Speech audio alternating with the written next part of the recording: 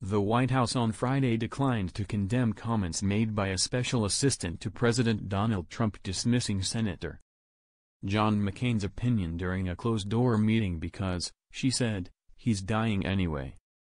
White House Press Secretary Sarah Huckabee Sanders told reporters she would not comment on an internal staff meeting, but said that Kelly Sadler, the aide in question, remains a White House staffer.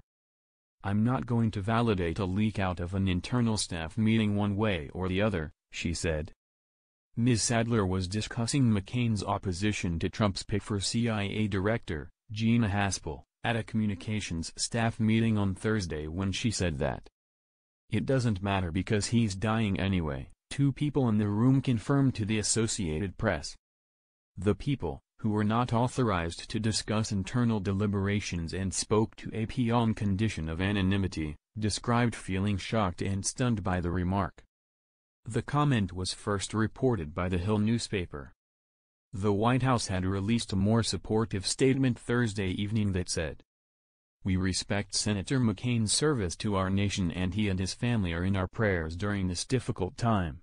The 81-year-old Arizona Republican, who has spent 3 decades in the Senate, was diagnosed in July with glioblastoma, an aggressive brain cancer.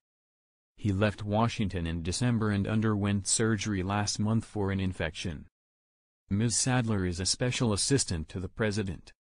She did not respond to requests for comment Thursday evening or Friday. The incident came the same day a retired Air Force general called McCain Songbird John during an appearance on Fox Business Network for allegedly providing information to the North Vietnamese while he was a prisoner of war. A Fox spokeswoman said Friday that retired Lieutenant General Thomas McInerney will no longer be allowed on the network. Mr. McCain's wife, Cindy, responded with a tweet tagged to Ms. Sadler, "May I remind you my husband has a family, 7 children and 5 grandchildren." And Mr. McCain's daughter, Meghan McCain, weighed in on The View.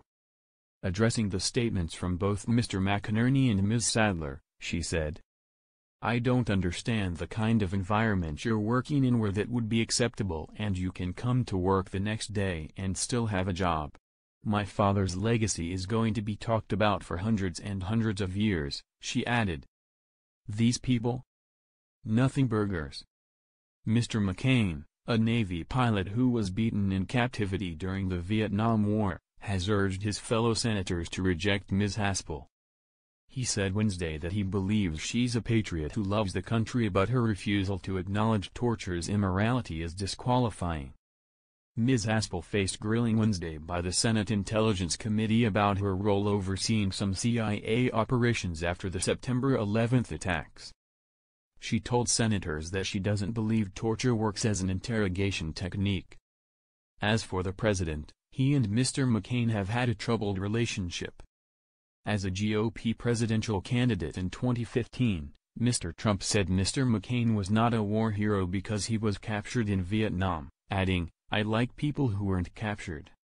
Last July, Mr. McCain became the deciding vote against the GOP health care repeal with a dramatic thumbs down.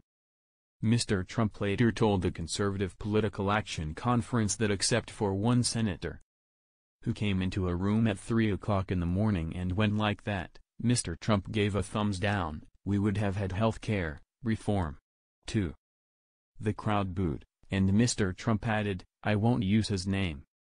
Spokeswoman Sanders, however, disputed the idea that the president had set a tone at the top that encouraged derogatory comments like Ms. Sadler's. "We have a respect for all Americans and that is what we try to put forward in everything we do both in word and in action," Ms. Sanders said.